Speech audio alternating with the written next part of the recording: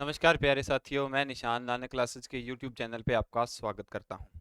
आप सभी को पता है अभी हम इस यूट्यूब के ऊपर आपको भारत की राज्य व्यवस्था करवा रहे हैं, जिसके अंदर हमने भाग 1 पढ़ लिया था, भाग 2 कर लिया था और भारत के संविधान की जितनी भी अनुसूचियां थी उनके बारे में बाय डिटेल जानकारी एकत्रित की थी।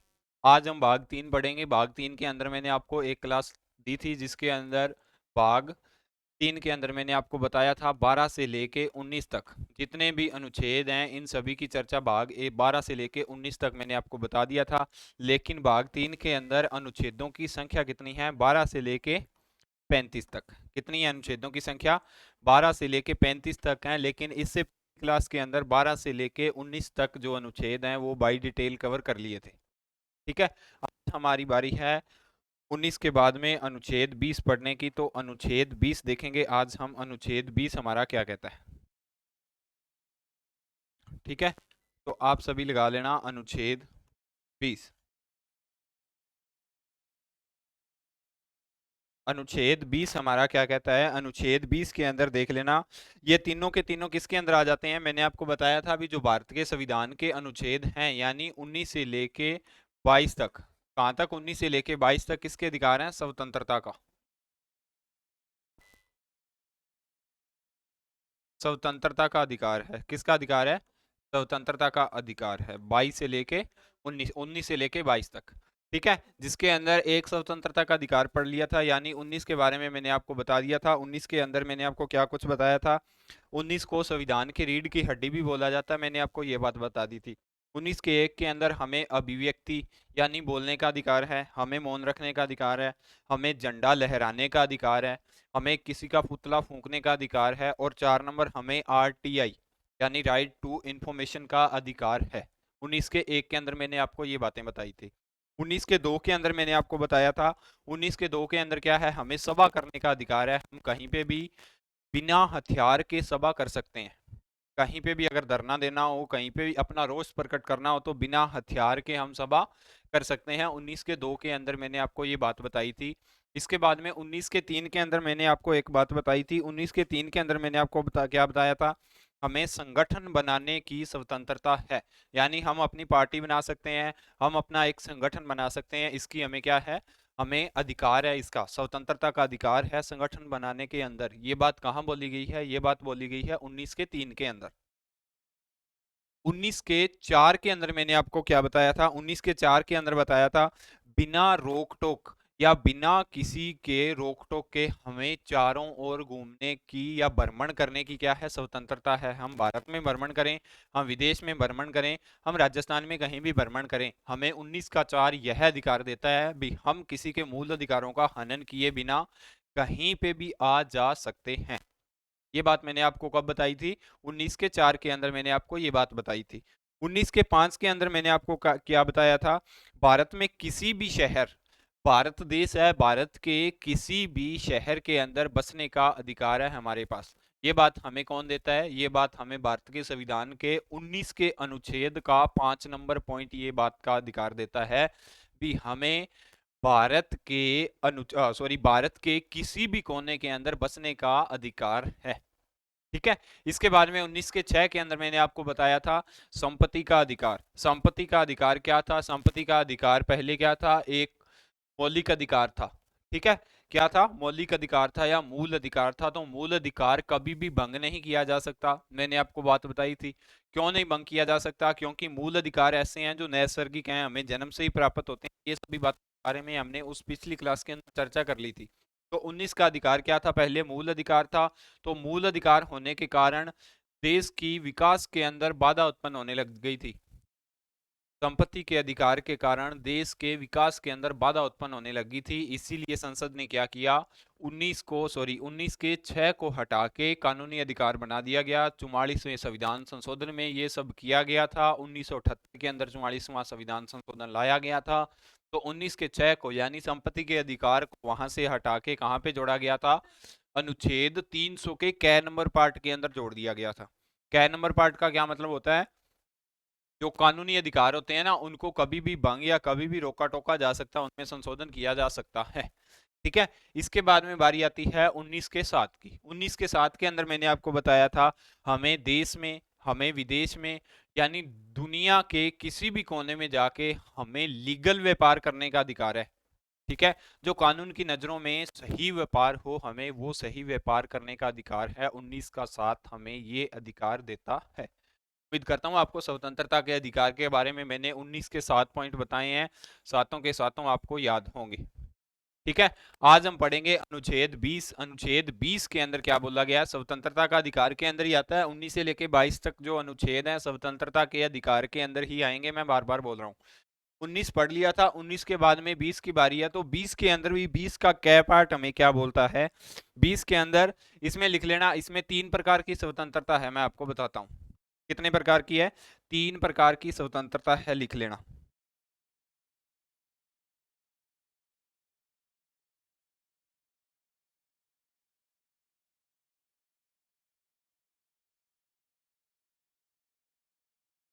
तीन प्रकार की स्वतंत्रता है। तो एक नंबर स्वतंत्रता क्या है? एक नंबर स्वतंत्रता मैं आपको बता रहा हूं। एक नंबर की स्वतंत्रता है जो हमें क्या है? एक गलती की एक ही सजा। एक नंबर लिख लेना, क्या है? एक गलती की एक ही सजा।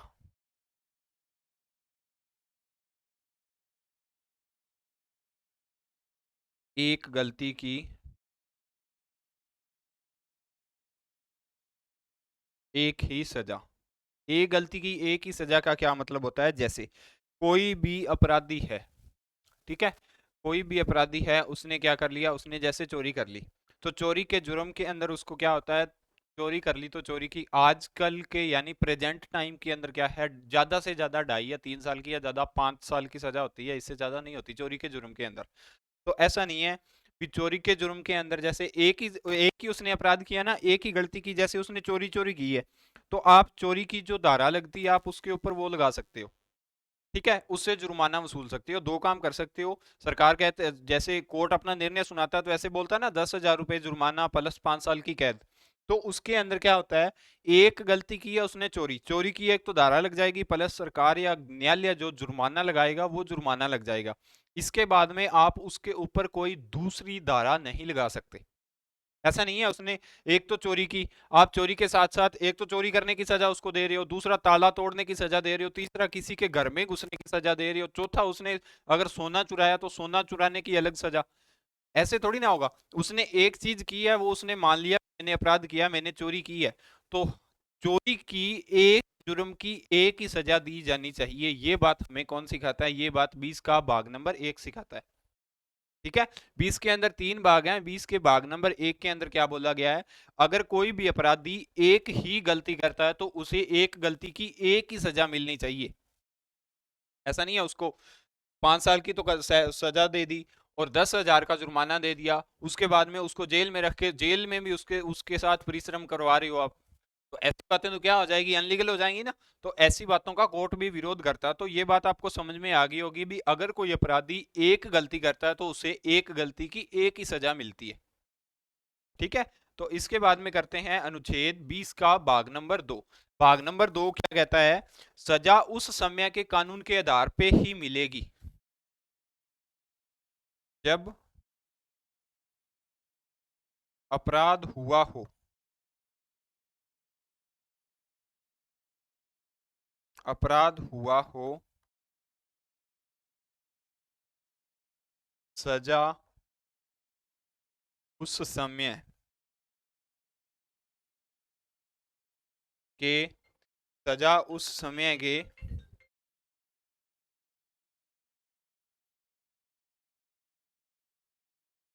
कानून के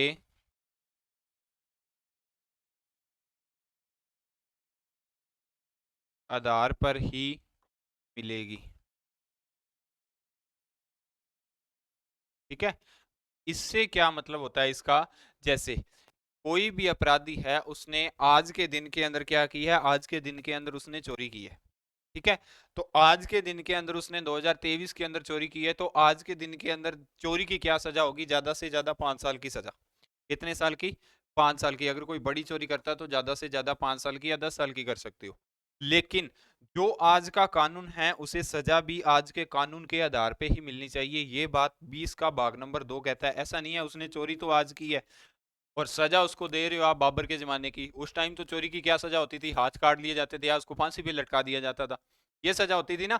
तो आज के टाइम के अंदर ये बात कौन बोलता है, 20 का भाग नंबर 2 बोलता है भी जब उसने अपराध किया है, जो अपराध का उस समय कानून था, आप उस कानून को ध्यान में रख के उस अपराधी को सजा दोगे, न कि न तो आगे वाले कानून जो आएगा और न पीछे वाला कानून जो पहले था उसके आधार पे उसे सजा दोगे। इसके बाद में बारी आएगी भाग 20 के 3 की। 20 के 3 के अंदर क्या बोला गया है, 20 के 3 के अंदर बोला गया है भी सजा कैदी को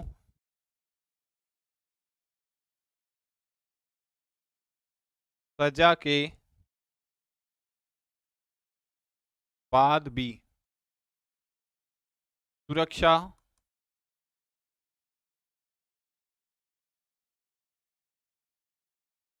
प्रदान की जाती है।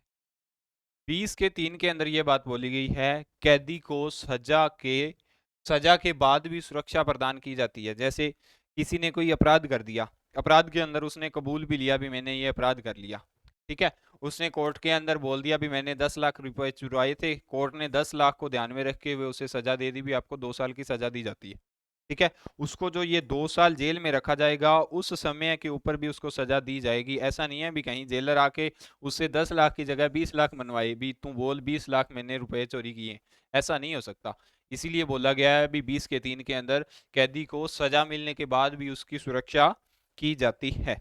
इसके बाद में हम करेंगे अनुच्छेद नंबर 21।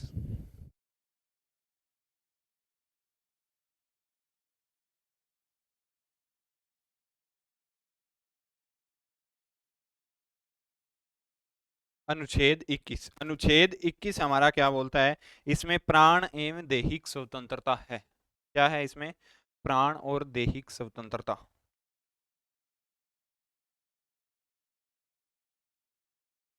प्राण एवं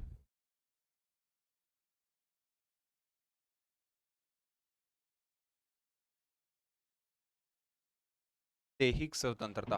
प्राण और दैहिक स्वतंत्रता का क्या मतलब होता है, प्राण और दैहिक स्वतंत्रता का ये मतलब होता है भी आप अपनी तो सुरक्षा करोगे ही करोगे, साथ के साथ आप दूसरों की सुरक्षा भी ध्यान रखोगे। क्यों रखोगे, अगर हम किसी को फांसी लेने के लिए मोटिवेट कर रहे हैं भी तेरी जिंदगी ऐसी है तो इससे तो अच्छा मर जाना ही अच्छा रहता है या इससे अच्छा मर जाओ, तो वो सब क्या होता है, सब एक जुर्म के रूप में कबूला जाता है, हम किसी के लिए उत्साहित नहीं कर सकते, ठीक है।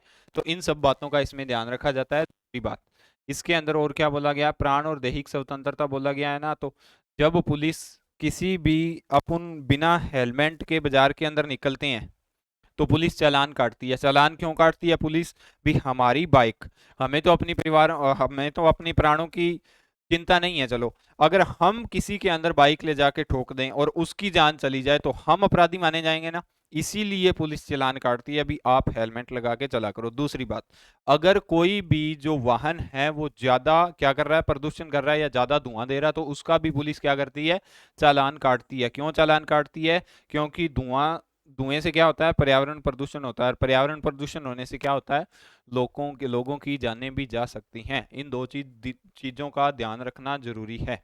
इसके बाद में देख लेना 21 के 1 के अंदर क्या बोला गया है, 21 के 1 के अंदर एक बात बताई गई है, इसके अंदर ही निजता का अधिकार दिया गया है। निजता का अधिकार क्या दिया गया है, निजता का अधिकार दिया गया है। इसे कब जोड़ा गया था, इसे जोड़ा गया था 86वें संविधान संशोधन 2002 के अंतर्गत। 86वां संविधान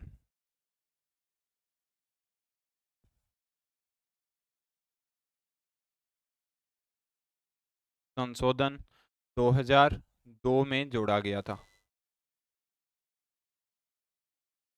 में जोड़ा गया, किसको जोड़ा गया, निजता के अधिकार को जोड़ा गया था। कब जोड़ा गया था, 86वें संविधान संशोधन के अंदर जोड़ा गया था, ठीक है। निजता का अधिकार क्या होता है, राइट टू प्राइवेसी का अधिकार होता है। हमसे जबरदस्ती कोई हमारे मोबाइल का पासवर्ड नहीं मांग सकता, ठीक है, कोई कॉल डिटेल हमारे पूछे बगैर हमारी कोई कॉल डिटेल नहीं निकाल सकता। तो ये सभी किसके अंदर आ जाएंगे, ये सभी आ जाएंगे निजता के अधिकार के अंदर। इसके बाद में बारी आती है अनुच्छेद नंबर 22 की। ठीक है।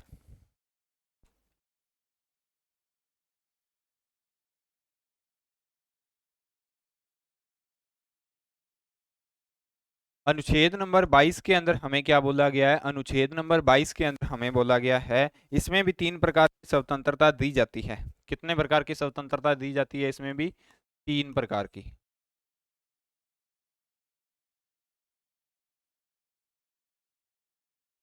3 प्रकार की स्वतंत्रता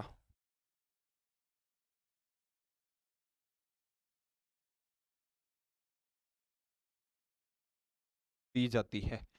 22 के 1 के अंदर कौन सी स्वतंत्रता दी जाती है? भी जब पुलिस किसी भी कैदी को गिरफ्तार करेगी तो उसे क्या देना पड़ेगा? वारंट देना पड़ेगा। वारंट देना। भी आप उसे गिरफ्तार कर रहे हो, क्यों गिरफ्तार कर रहे हो? 22 के 1 के अंदर है।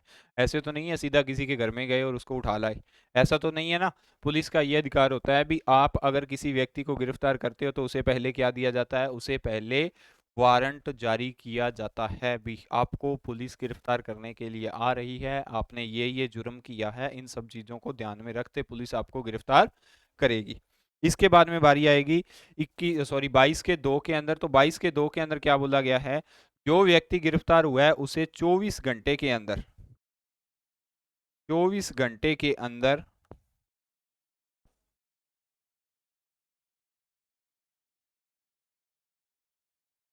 24 घंटे के अंदर न्यायालय में पेश किया जाना चाहिए। किया जाना चाहिए। कितने घंटे के अंदर? 24 घंटे के अंदर उसे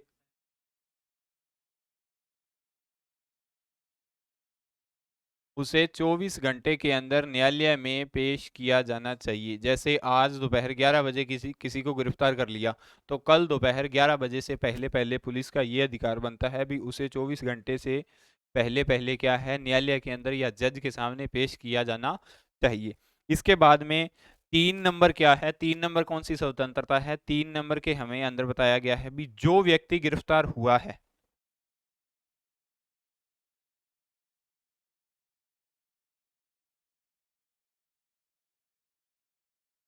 गिरफ्तार व्यक्ति को यह अधिकार है, यह अधिकार है कि वह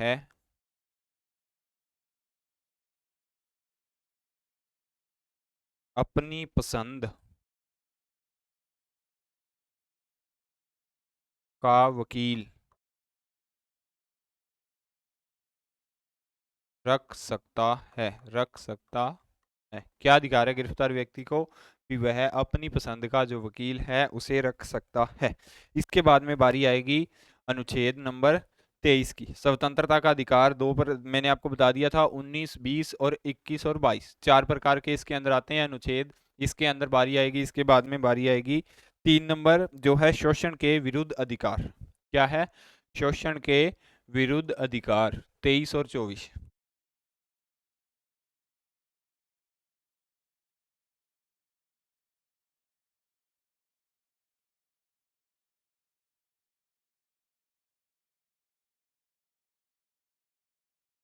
शोषण के विरुद्ध अधिकार के अंदर 23 और 24 2 प्रकार के अनुच्छेद आते हैं। तो सबसे पहले पढ़ेंगे 23 को।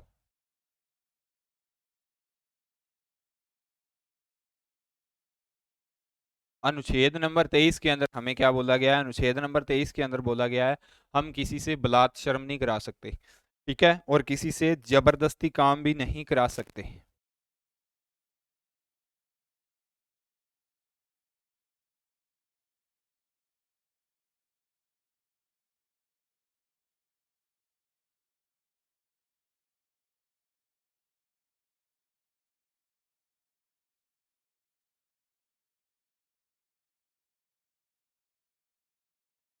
बच्चों से काम नहीं करवा सकते। और दूसरा इसके अंदर क्या बोला गया है? हम किसी से जबरदस्ती,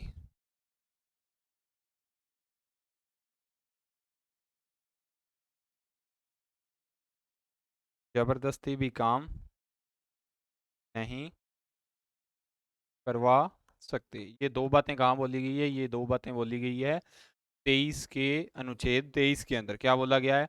हम किसी से बलात्सरम यानी बच्चों से काम नहीं करवा सकते, बच्चे 14 वर्ष से कम। और दूसरा क्या है? जबरदस्ती भी किसी से काम नहीं करवा सकते, वो चाहे बच्चा हो, चाहे बूढ़ा हो, चाहे युवा हो, चाहे कुछ भी हो, उससे जबरदस्ती कार्य हम नहीं करवा सकते। 23 नंबर अनुच्छेद हमें ये क्या देता है? शोषण के विरुद्ध अधिकार है। ठीक है, इसके बाद में बारी आएगी अनुच्छेद नंबर 14 की।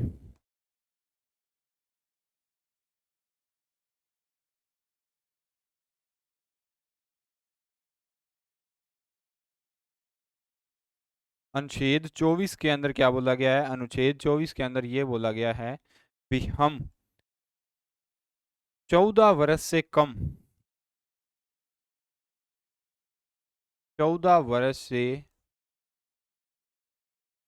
कम उम्र वाले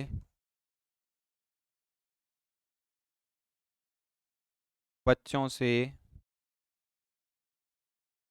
कार्य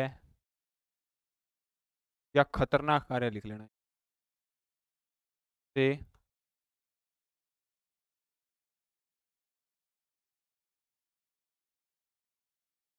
खतरनाक कार्य नहीं करवा सकते। ये बात क्या बोली गई है? हम 14 वर्ष से कम उम्र वाले बच्चों से क्या नहीं करवा सकते? खतरनाक कार्य नहीं करवा सकते। खतरनाक कार्यों का क्या मतलब होता है? जैसे पटाखों की फैक्ट्री होती है ना, बहुत ही खतरनाक होती है क्योंकि उसमें सारा का सारा सिस्टम बारूद पे आधारित होता है, तो वो एक खतरनाक कार्य के अंदर माना जाता है। ठीक है। और 2 नंबर, जहाँ पे मेडिसिन वगैरह बनती हैं उस बड़ी फैक्ट्रियों के अंदर बच्चे काम नहीं कर सकते। ठीक है, तो ऐसी बहुत सी फैक्ट्रियां हैं जिनके अंदर 1 से लेके 14 वर्ष से कम उम्र के बच्चों से हम काम नहीं करवा सकते। अगर काम करवाते हुए पकड़े गए तो हमारे खिलाफ क्या होगी? कार्रवाई की जा सकती है। इसके बाद में पढ़ेंगे अनुच्छेद नंबर 25 से लेके 28 तक, यानी धार्मिक स्वतंत्रता का अधिकार। धार्मिक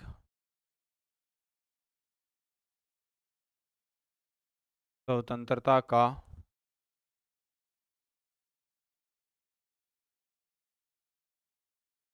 कहाँ से लेके है? 25 से लेके 28 तक। 25 से लेके 28 तक हमें क्या मिलता है? हमें धार्मिक स्वतंत्रता का अधिकार मिलता है। ठीक है, इसके अंदर सबसे पहले अनुच्छेद नंबर क्या पढ़ेंगे? 25।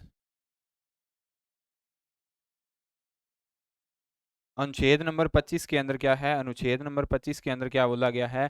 हमें क्या दिया जाता है? हमें अंतःकरण की चर्चा की गई है, यानी व्यक्ति को धार्मिक स्वतंत्रता, लिख लेना, अंतःकरण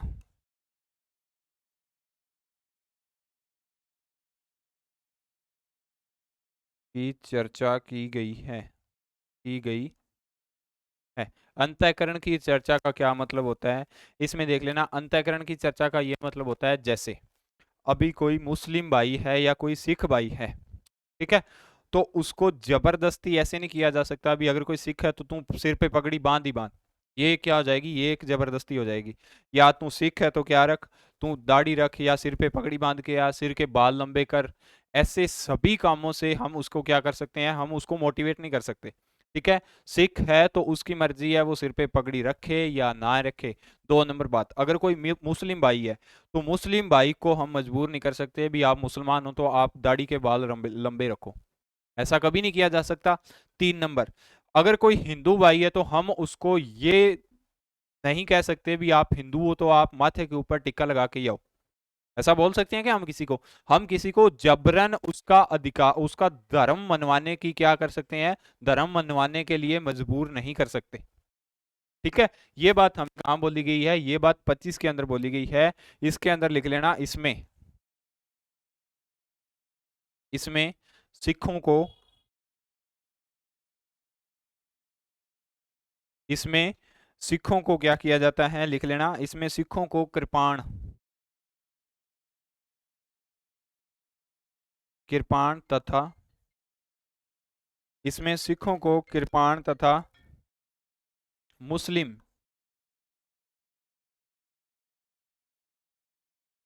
मुस्लिम लोगों को दाढ़ी व हिंदू लोगों को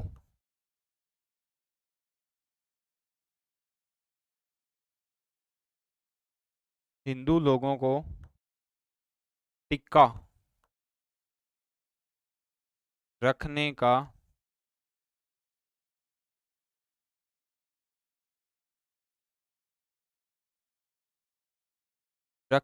अधिकार है। ये बात कहाँ बोली गई है? ये बात बोली गई है 25 के अंदर। अंतःकरण की चर्चा, अंतःकरण मैंने आपको बता दिया। इसमें सिखों को कृपाण कृपाण होती है जब सिख क्या होते हैं, अमृत छकता है ना कोई भी सिख, तो उसके जो यहाँ पे डाला जाता है एक गात्रा साहिब जिसको बोलते हैं, उसको क्या बोलते हैं? उसको कृपाण बोला जाता है। इसके बाद में मुस्लिम लोग होते हैं जो दाढ़ी रखते हैं, और ठीक है, इसके बाद में हिंदू लोग होते हैं वो टिक्का रखते हैं। ये उन्हें अधिकार है, लेकिन ये उनकी मजबूरी नहीं है, भी उनको रखना ही पड़ेगा। ये सिर्फ और सिर्फ क्या है? उनको अधिकार है, उनकी मजबूरी नहीं है ये। ठीक है। इसके बाद में बारी आएगी अनुच्छेद नंबर 26 की।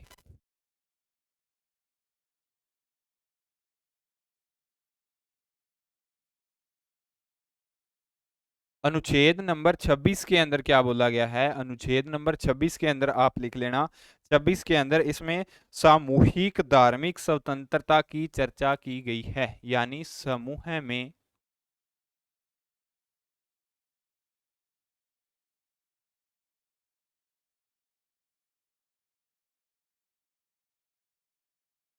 में धार्मिक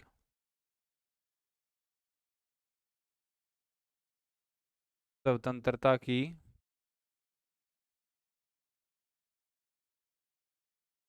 चर्चा कर सकते हैं। चर्चा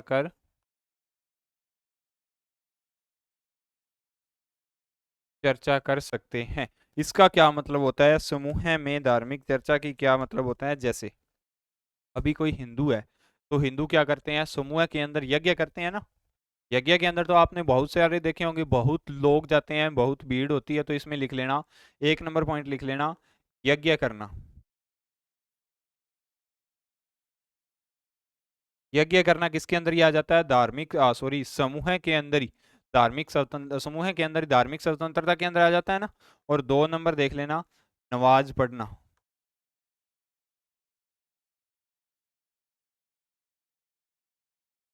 नमाज पढ़ना भी किसके अंदर आ जाता है? जो मुस्लिम भाई हैं वो क्या पढ़ते हैं? नमाज पढ़ते हैं ना। तो वो किसके अंदर आ जाता है? वो भी समूह के अंदर धार्मिक स्वतंत्रता के अधिकार के अंदर ही आ जाता है। इसके बाद में बारी आएगी अनुच्छेद नंबर 27 की।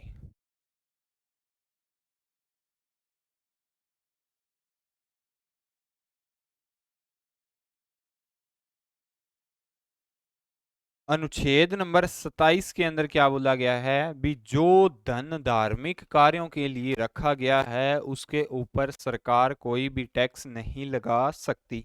ये बात कहाँ बोली गई है? ये बात बोली गई है 27 के अंदर। धार्मिक कार्यों के लिए रखा धन पर टैक्स नहीं लगाया जाता।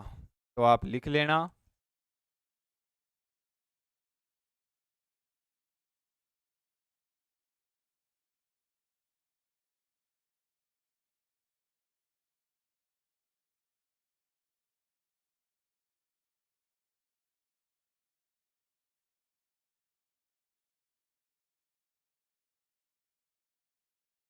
टैक्स मुक्त होता है।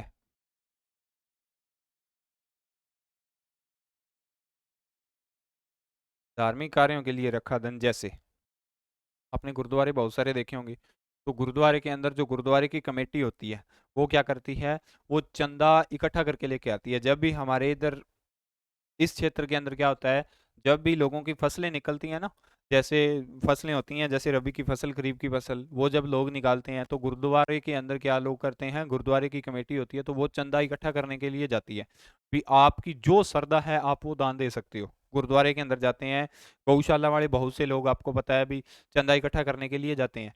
तो जो धन चंदे के द्वारा एकत्रित किया हो, उस धन पर, चाहे वो धन 10 लाख हो चाहे 10 करोड़ हो, उस धन पर गवर्नमेंट या सरकार कभी भी टैक्स नहीं लगा सकती।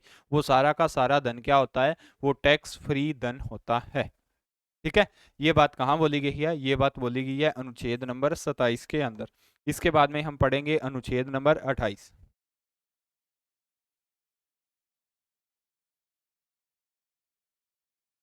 अनुच्छेद नंबर 28 के अंदर क्या बात बोली गई है? अनुच्छेद नंबर 28 के अंदर हमें ये बोला गया है कि जो शिक्षण संस्थान, या सीधा लिख लेना, जो संस्थान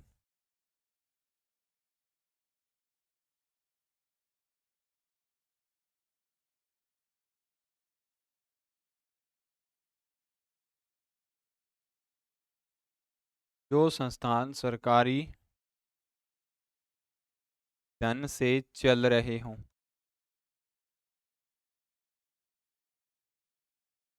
उसमें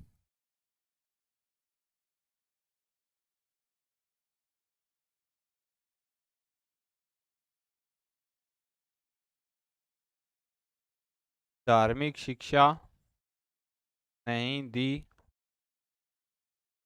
जाती है। ये बात कहाँ बोली गई है? ये बात बोली गई है अनुच्छेद 28 के अंदर। क्या बोली गई है? कि जो संस्थान, देश के अंदर बहुत से संस्थान हैं जो सरकारी धन पे चलते हैं, जो संस्थान सरकारी धन पर चलाए जाते हैं या सरकारी धन के द्वारा चलाए जाते हैं, उन संस्थानों के अंदर धार्मिक शिक्षा नहीं दी जाती है। क्यों नहीं दी जाती है? क्योंकि अगर देख लेना, सरकारी स्कूल आपने बहुत से देखे होंगे, सरकारी स्कूलों के अंदर कोई भी धार्मिक शिक्षा दी जाती है क्या? नहीं दी जाती ना। तो अभी देख लेना, कोई गुरुद्वारा है तो गुरुद्वारे के अंदर क्या धार्मिक शिक्षा दी जाती है? जैसे कीर्तन करने वाले होते हैं ना, तो कीर्तन करने के लिए आगे जो बच्चे तैयार किए जाते हैं, उनको छोटी उम्र के बच्चों को ही वहां पे लगा लिया जाता है। तो वो शिक्षा कहाँ पे दी जाती है? वो एक पर्टिकुलर धार्मिक जगह पे दी जाती है। तो गुरुद्वारा सरकारी धन से थोड़ी ना चलता है, नहीं चलता ना। तो इसीलिए गुरुद्वारा के अंदर धार्मिक शिक्षा दी जाती है।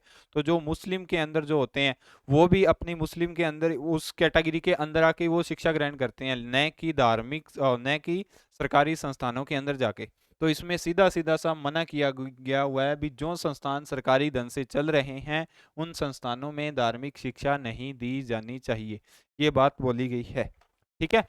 ये आपके कितने कंप्लीट हो गए? मैंने आपको बताया था 12 से लेके 35 तक हैं, तो कहाँ तक कंप्लीट कर लिए? 28 तक कंप्लीट कर लिए, जिसके अंदर 12 से लेके 19 तक मैंने आपको एक क्लास के अंदर दे दिए।